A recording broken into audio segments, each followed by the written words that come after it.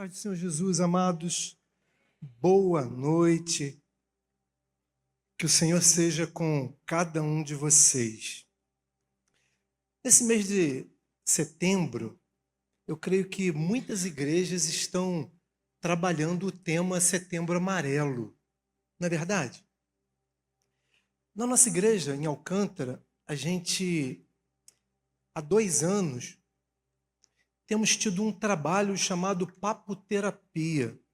Um trabalho com as mulheres. Tentamos fazer com os homens, mas o homem gosta de carne. Não deu certo. Mas com as mulheres foi muito gostoso, muito prazeroso. E um trabalho baseado no direcionamento dos narcóticos anônimos e também nos alcoólatras anônimos. Vivendo um dia de cada vez. Identificando o problema, identificando a crise e sabendo que faz parte. E tentando superar, ressignificar a caminhada. Muitas mulheres foram muito abençoadas. Famílias foram abençoadas. Hoje nós temos famílias que estão caminhando conosco a partir desse processo do Papoterapia. Também, nesse processo dos alcoólatras anônimos, dos narcóticos anônimos, numa visão de 12 passos, onde um passo de cada vez, e os 12 passos têm a referência do ano, os 12 meses do ano. Vivendo um dia de cada vez, nós precisamos aprender a enxergar as nossas limitações. Diga, eu preciso. Eu preciso aprender a identificar as minhas limitações, porque nem tudo que eu sonho eu vou conseguir. Ou você vive no mundo da fantasia, acreditando que tudo que você sonha, que você quer, você vai conseguir. Tem coisas que nós não vamos conseguir. Mas tem muitas coisas que nós vamos conseguir e que nós não sabemos. Tem coisas que você vai viver que você jamais esperaria viver. Tem coisas que você sabe que não é para você. O mito da grama mais verde faz a gente repensar quem somos. Porque a grama é sempre mais verde quando você olha do outro lado. Mas e o trabalho que dá para cuidar? E talvez a grama mais verde ela seja sintética. Ela é verdinha porque é sintética. Eu vou contar uma história para vocês de um homem que foi escolhido por Deus para fazer uma grande obra. Ele estava pensando que ia dar tudo errado, mas deu certo. Mas na cabeça dele, ele não quis vivenciar isso. Mas eu vou começar pelo fim. E depois você vai entender por que eu comecei pelo fim. O livro de Jonas, no capítulo 4, verso 3. Jonas 4, 3. Me ensina, te ensina e nos ensina. Agora, Senhor, tira a minha vida, eu imploro, porque para mim é melhor morrer do que viver. Antes de continuar, vamos orar?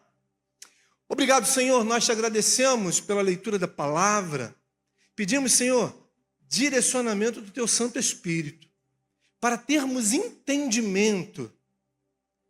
Livra-nos das ciladas, livra-nos, Senhor, de situações adversas, e se porventura não soubermos resolver, que possamos, ó Deus, buscar em Ti solução, direcionamento. Somos gratos no nome de Jesus. Amém. Jonas desejou a morte. A depressão, ela tem uma referência no passado mal resolvido.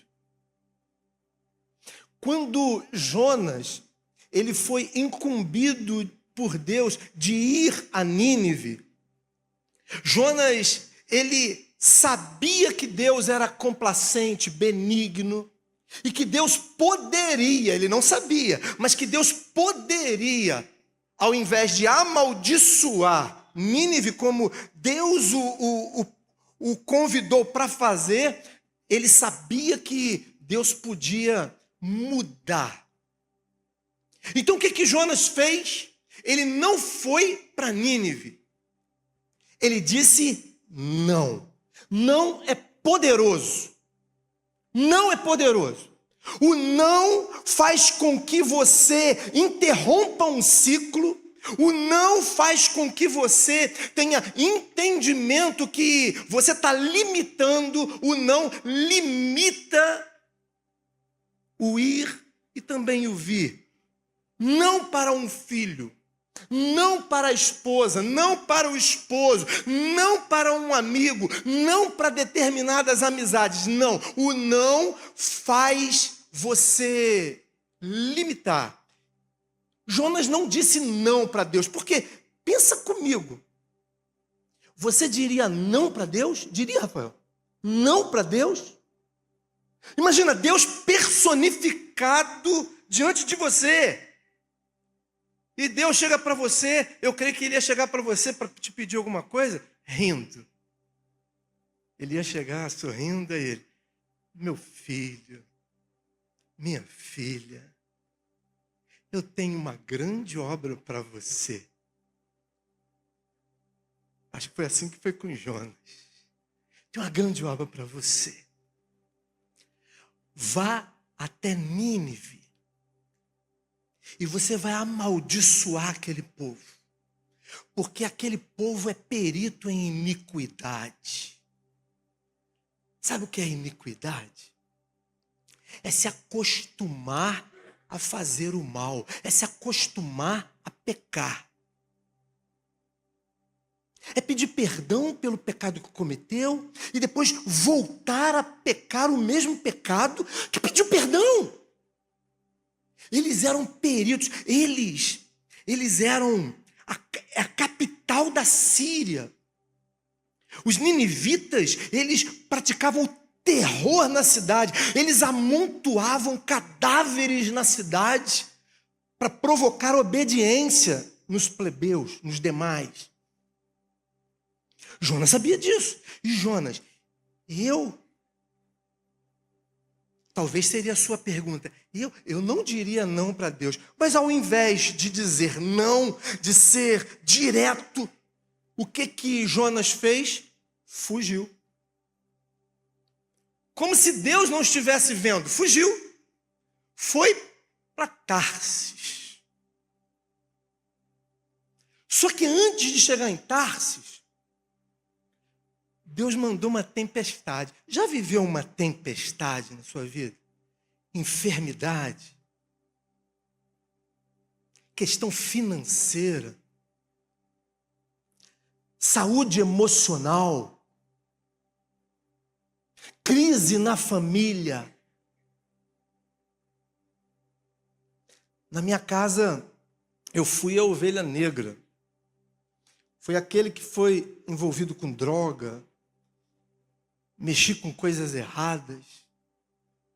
E a minha família viveu uma tempestade por minha causa. Uma tempestade, minha causa. E a tempestade, ela faz a família ficar balançada. A família fica balançada, a família fica desestruturada. Quando eu fui preso pela primeira vez, a família ficou completamente desestruturada. Minha mãe pagando advogado, papai. E para mim parecia que era normal. Mas não era. Eu era o primeiro da família a ser preso. Uma tempestade, uma crise dentro da família. E numa tempestade, nós precisamos reavaliar, para ressignificar. Ocorre que, na tempestade que Jonas estava vivendo, e que quando Deus te pede para fazer alguma coisa do interesse dele, quer usar você, você não consegue dizer não, ou talvez você diria não, ou você faria como Jonas, você fugiria como Jonas, e todas as vezes que a gente foge daquilo que Deus está planejando para a gente, é possível que Deus permita uma tempestade. É possível que Deus permita uma tempestade. Na tempestade, no navio, eles ficaram apavorados e eles estavam acreditando que o que estavam vivendo, eles estavam vivendo porque algum Deus estava aborrecido com aquela embarcação e começaram a pedir: reza, ora, faz aí qualquer coisa. Começaram a jogar do navio todo o peso que podiam para aliviar o navio. E nada, até que... E aí é que vem a grande questão, é você reconhecer que o problema está contigo. Jonas fez isso. Então eu aprendo isso com Jonas. Jonas falou assim: para, sou eu. Me joga do navio. Ô pessoal, você me joga do navio, sou eu. O que nós precisamos aprender? Você precisa entender que muitas vezes amizades, relacionamentos tóxicos podem ser um grande problema na sua caminhada. E você precisa jogar o Jonas tóxico da sua vida para fora da sua vida. Porque se você não jogar o Jonas tóxico, o amigo tóxico, o relacionamento tóxico na sua vida, a tempestade vai continuar. A Bíblia diz que quando eles entenderam que Jonas entendeu isso e convidou eles a jogá-lo para fora do mar, porque observe que ele não teve coragem de pular, mas ele falou assim: ó, me joga. Todas as vezes que nós enxergamos Jonas, ele pode representar você e representar a mim. Ele foi engolido por um grande peixe. O plano de Deus estava dando tudo errado. Tudo errado. E talvez o que você planejou na adolescência, ou se você é adolescente, na sua pré-adolescência, na sua juventude, tudo que você planejou é diferente do que você vive hoje, é diferente das suas atuais perspectivas. A gente enxerga com Jonas que Deus nos convida para uma grande obra. Você só precisa estar conectado. Você só precisa estar conectada. Todas as vezes que Deus quer fazer uma grande obra, Ele chama um improvável. Como no livro do pastor Rafael. Um grande peixe engole Jonas. E você tem a oportunidade de acreditar ou não. Uma vez, o netinho com o avô estavam conversando sobre a possibilidade deles chegarem no céu e fazerem perguntas a heróis da fé. E aí o garotinho, o netinho, falou assim: vô, quando eu chegar no céu, eu vou perguntar para Jonas. Jonas, como foi passar dentro da baleia? Aí o vô: mas e se Jonas estiver no inferno? Aí o netinho falou assim: aí você pergunta. Nós enxergamos a palavra sagrada de Deus como uma referência. Eu vejo a história de Jonas como uma referência. Esse peixe passou a ser o túmulo de Jonas. Nesse grande peixe, ele assumiu a responsabilidade, o erro dele, pediu perdão. E sabe o que aconteceu? Esse grande peixe levou ele exatamente para o lugar aonde ele não queria ir. Nínive. E quando ele está chegando em Nínive, imagina, quando uma baleia aparece ali em Arraial do Cabo, quando um pinguim aparece por aqui em Cabo Frio, do outro dia tinha uma foca. E pessoal tirando foto, todo mundo querendo tirar foto, selfie com a foca, com o pinguim. Agora imagina uma baleia, um grande peixe. E esse grande peixe, um homem saindo de dentro dela. Você acha que ninguém viu? Alguém viu. Aí quando a gente pensa que está dando tudo errado, aí quando a gente entende a história, dá tudo certo. Mas só dá certo se a gente ficar até o fim. Só dá o certo se a gente entender a história. O Deus dos ninivitas era Dagon. Dagon, metade homem, metade peixe. Agora imagina para aquela cidade, um homem saindo do peixe. O que queria acontecer dentro daquela cidade? O que queria acontecer naquela cidade? Aí Jonas foi até aquela cidade. E quando ele chegou naquela cidade, todo mundo sabia que ele que tinha saído do grande peixe. E na cabeça dele, foi Dagon que enviou ele. E aí ele chegou lá e lançou a palavra que Deus tinha dado para ele. 40 dias e vocês estão amaldiçoados e Deus vai destruir todos vocês. Eles levaram a sério a palavra de Jonas. Eles levaram a sério aquela palavra. E aí proclamaram um grande jejum. Animais estavam em jejum, todo mundo estava em jejum. E agora, Deus ficou com o coração dele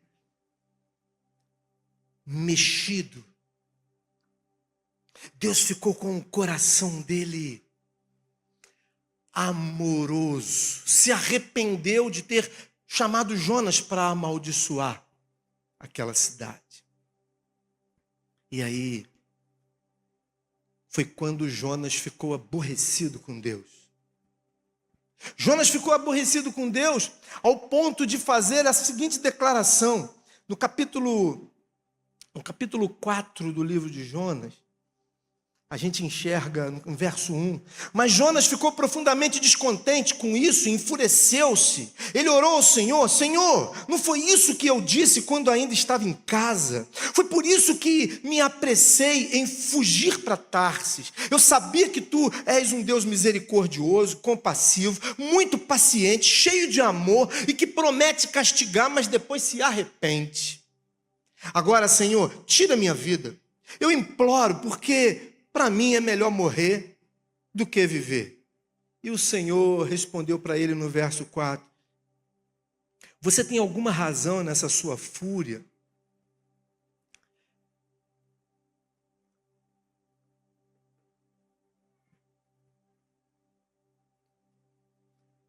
A pessoa ansiosa, a pessoa deprimida, a pessoa volúvel na saúde emocional, ela deseja morrer. Eu vejo na Sagrada Escritura que, eu acho isso incrível, Deus não omite os profetas desejando a morte. Aparentemente, a gente pensa que é fraqueza. É fraqueza um profeta pedir a morte. Eu estava pregando sobre Jeremias, o profeta chorão. Jeremias desejou a morte. Elias, profeta, ele é o homem que fez descer fogo do céu, desejou morrer. Mas a gente observa que nenhum deles tirou a própria vida. Nenhum deles. Nós precisamos enxergar a saúde emocional como uma necessidade para a nossa cura, para a nossa restauração. Você precisa enxergar a saúde emocional como um canal para você ser abençoado e procurar ajuda de quem pode ajudar, procurar auxílio de quem pode auxiliar. Existem psicólogos, psiquiatras, situações muito adversas que as pessoas vivem, e cada caso é um caso. E nós precisamos ter saúde emocional para vivermos os dias que o Senhor nos dá. Você já viveu dias maravilhosos? Eu creio que todo mundo aqui pode dizer, se eu perguntar para você qual foi um dia que você viveu que foi assim extraordinário, cada um de vocês vai ter uma história. Cada um de vocês vai ter uma história. E se eu perguntar qual foi o dia mais triste que você já teve? Qual foi o dia que você perdeu alguém que foi muito forte? Eu me lembro de uma vez que eu fui fazer um funeral, tinha um amigo muito especial, Gilberto.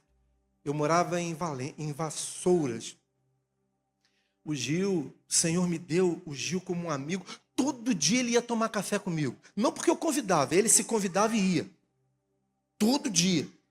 Todo dia. E todo dia subia o Unozinho, eu sabia que era o Gil. E tinha dias que eu falava assim, Gil, o portão já está aberto, entra. Ele entrava, tomava café e a gente conversava. Era manhã de devocional, manhã de oração, era muito gostoso.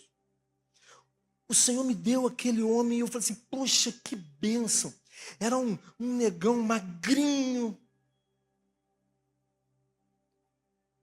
Até que um dia aquele homem, o Senhor o levou, partiu para o Senhor.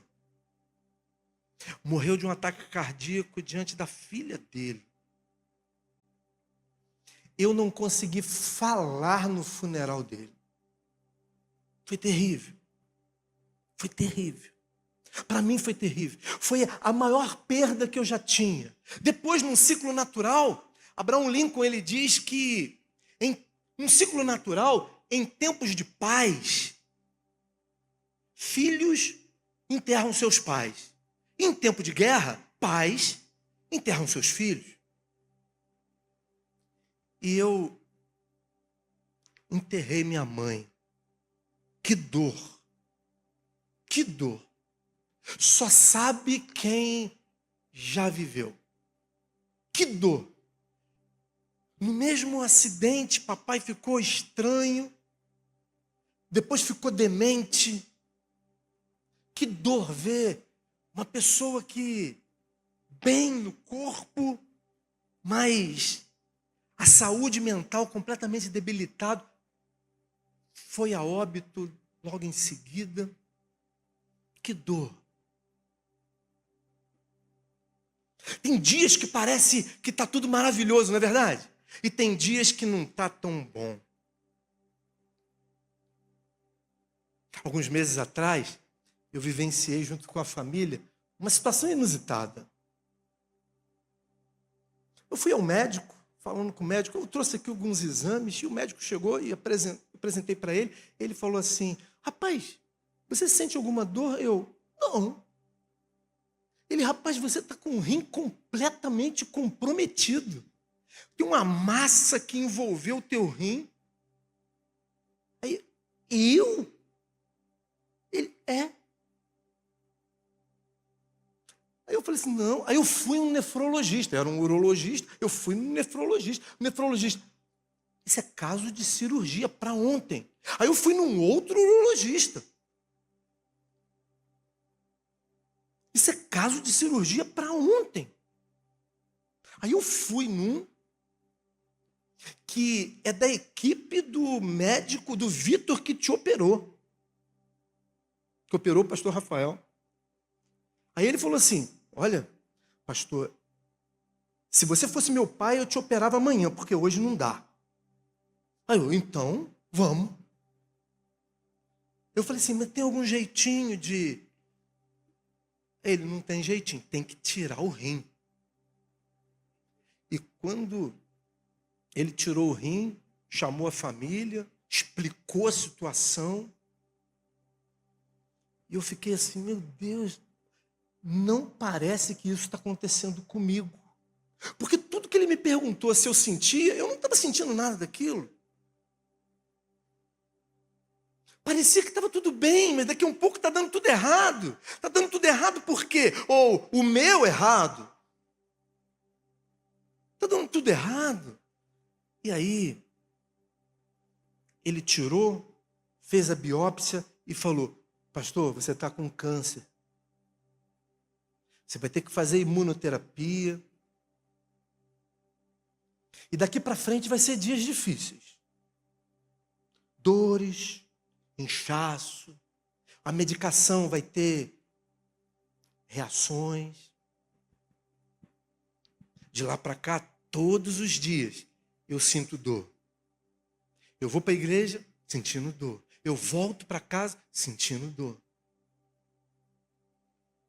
Não bastando isso, ele falou assim para mim, um outro médico, agora da oncologista, ele disse o seguinte, pastor, vamos necessitar fazer a quimioterapia. Aí eu, mas não estava fazendo a imuno e agora a quimio?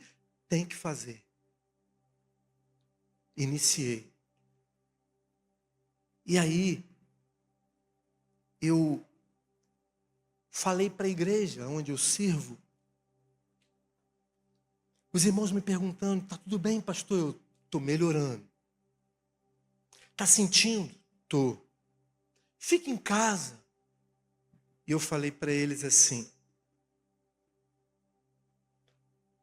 a oportunidade que eu tenho de adorar ao Senhor com dor é agora. Porque para onde eu vou, não vai ter mais dor. Então a única oportunidade de eu servir ao Senhor com tudo que eu tenho, com o meu melhor, em meio à escassez, numa adversidade, numa crise, saúde emocional, uma tempestade. Talvez você esteja pensando, então você é uma espécie de Jonas desobediente. Não sei. Talvez eu fui desobediente em alguma área, talvez um propósito do Senhor, não sei. Mas o que eu quero dizer para você é que você não precisa ser somente bom para tudo ser maravilhosamente bom, tudo ser extraordinário. Você pode, mesmo sendo bom, atravessar pelo vale da sombra da morte. Mas uma coisa você precisa ter convicção, atravessando o vale da sombra da morte, o Senhor é contigo, o Senhor é com você, o Senhor é na sua casa, o Senhor é na sua família. Você pode estar atravessando dias difíceis, mas o Senhor é com você. Eu costumo dizer que graça é favor que a gente não merece. É favor imerecido. A salvação é graça de Deus. Uma vez, os irmãos me perguntaram, você tem certeza da salvação? Eu tenho. Você tem certeza da salvação? Precisa ter. Agora me perguntaram, você vai ser salvo? Não sei. Ué, como que você não sabe se você tem certeza da salvação? Não sei, não vai ser eu que vou me salvar. Quem vai me salvar é o Senhor. A palavra do Senhor diz que salvação é graça salvadora. Isso vem de Deus. Eu mereço? Não. Eu não mereço, você não merece, nós não merecemos, mas a graça de Deus nos foi dada e nós podemos dizer em Cristo Jesus, aquele que morreu por mim, o meu Salvador, hoje o meu Senhor, eu sou salvo. Tenho certeza? Tenho. Vou ser salvo? Não sei. Eu mereço? Não.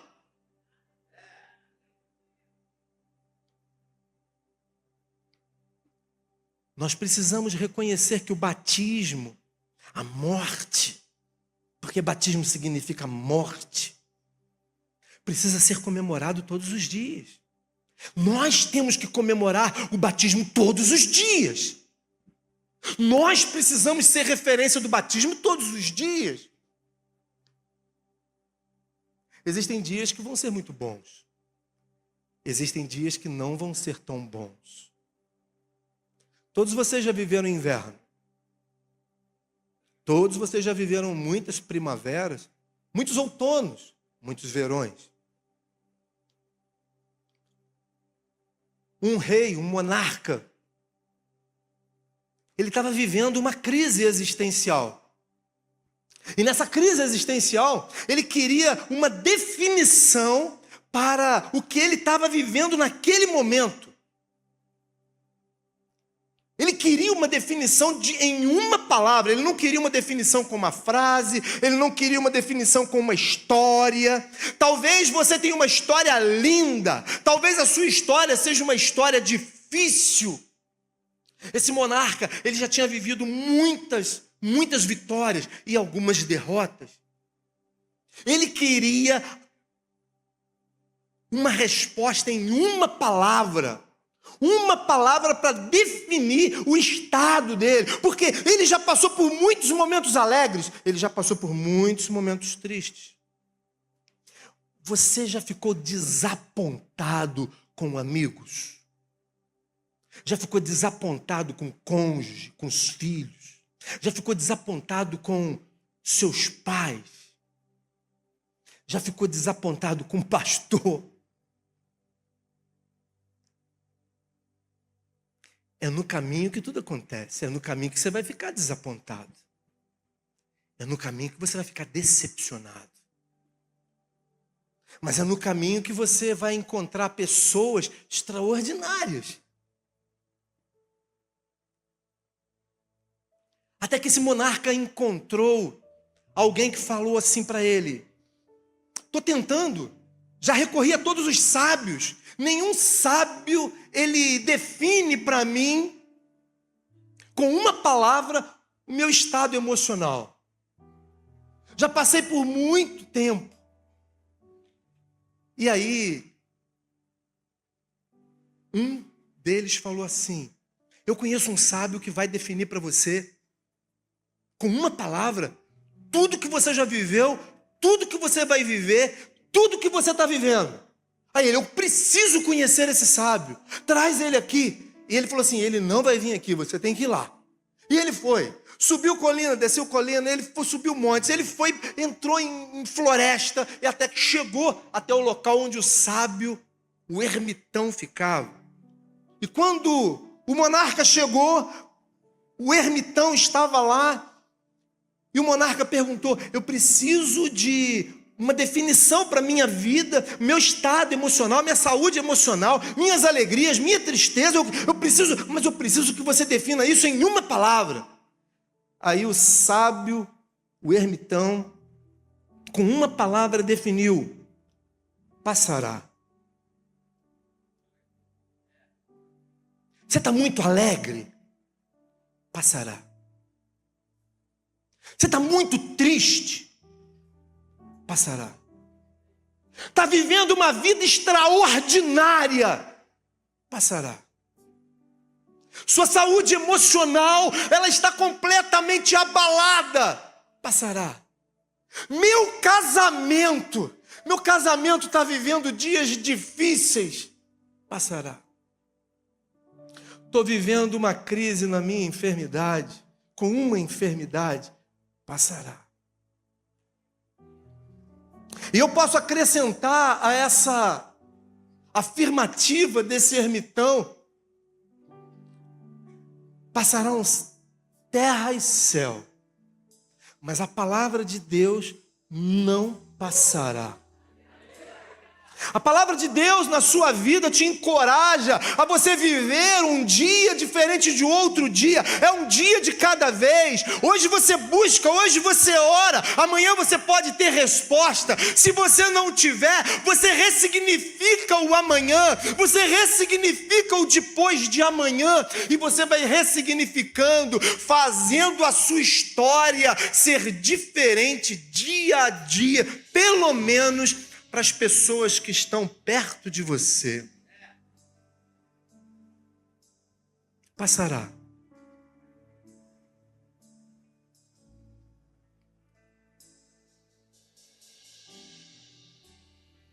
Jonas é uma referência para nós. Profeta, um homem de Deus. A crise dele é uma crise que nós vivemos também. Se Deus te mandar fazer alguma coisa que você não quer, talvez você vá fazer o que Jonas fez. Ou talvez você será obediente em algumas delas e outras não. Fato que a vida é uma só. E nós temos duas. Como que é uma só? É uma só aqui. A segunda vida, ela é determinada pelo que você faz aqui. A segunda vida tem dois caminhos. E a segunda vida, você precisa aqui tomar decisões. Aqui ter atitude. Aqui dizer sim para o caminho. Aqui dizer sim para o evangelho do Senhor Jesus. Aqui você dizer não às suas vontades. Porque muitas vezes somos iníquos. Pecamos, pedimos perdão. Temos vontade de pecar o mesmo pecado de novo e pecamos. E o que eu quero te convidar é que você ressignifique a sua vida, ressignifique a sua caminhada. Porque tudo que você está vivendo agora passará. Tudo que você tem hoje passará. As crises que vocês vivem passará. A alegria que você está vivendo passará.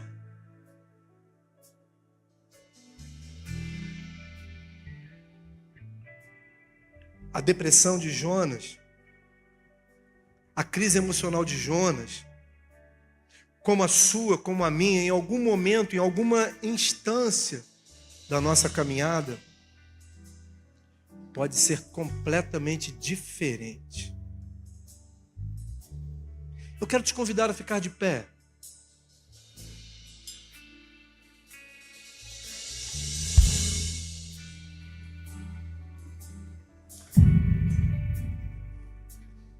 O pessoal do louvor vai louvar.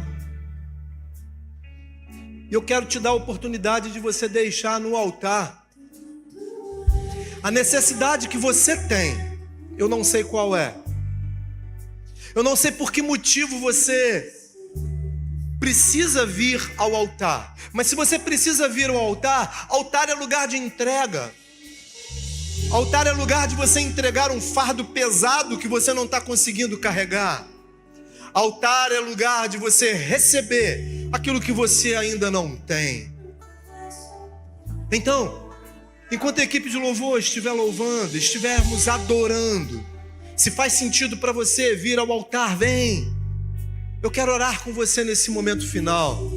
Eu quero orar com você nesse momento onde todos nós reconhecemos o cuidado do Eterno, o cuidado de Deus. Se faz sentido para você, vem aqui. Eu quero orar com você.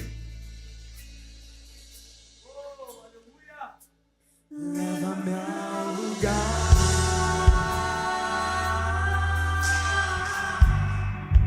onde só você e eu, desfrutamos o momento.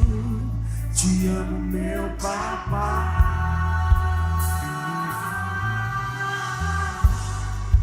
Eu dependo desse amor e sem ti eu sei que morro. Oh, Jesus, Tu conheces o coração de cada um de Teus filhos, de Tuas filhas. Aqui no altar, ó Pai, homens, mulheres, com necessidades específicas, com um toque diferente, com necessidades especiais. Eu apresento diante de Ti, Senhor, cada um de Teus filhos, cada uma de Tuas filhas. Teu filho é chamado pelo nome, tua filha é chamada pelo nome. E nesse momento, Pai, estão depositando no altar as necessidades que têm. Nesse momento, Pai, estão depositando no altar o que precisam e estão recebendo aquilo que necessitam. Toca com toque de poder, da planta dos pés ao alto da cabeça. Toca com toque de poder, da planta dos pés ao alto da cabeça. Toca com toque de poder sobre a vida de cada um de teus filhos. Muda a história, renova a história, renova a alegria, renova, Senhor, essa casa, renova o coração desse homem, renova o coração dessa mulher, renova, Senhor, a história dessa família. Renova, Senhor, renova, restaura, derrama, Senhor, a tua porção de óleo fresco, porção de óleo fresco. Renova, Senhor, a alegria do teu filho, renova a alegria da tua filha, no nome de Jesus. Eu dependo